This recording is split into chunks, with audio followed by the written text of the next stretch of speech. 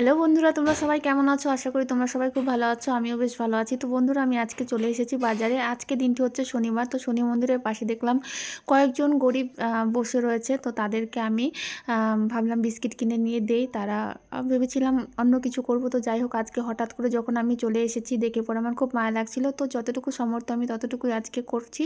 Next time যদি আমার সেরকম সামর্থ্য হয় আমি ওদের জন্য বেশি কিছু করব। তো আমার খুব ইচ্ছে করে তাদের জন্য কিছু করার, তাদের পেট ভরে খাওয়ানোর। তো আজকে আমার যতটুকু সামর্থ্য ছিল আমি ততটুকুই চেষ্টা করলাম ওদের জন্য। এখানে 15-20 জন ছিল, 15-20 জন ছিল। এই পাশে কয়েকজন, আর রোড ক্রস করে ওই পাশে কয়েকজন। তো আমি ওই দিকটাতেও চলে যাব এখন।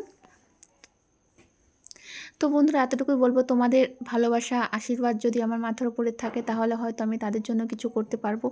তোমরা সবসময় পাশে থেকো, সাপোর্ট করো, এতটুকু আমি চাই।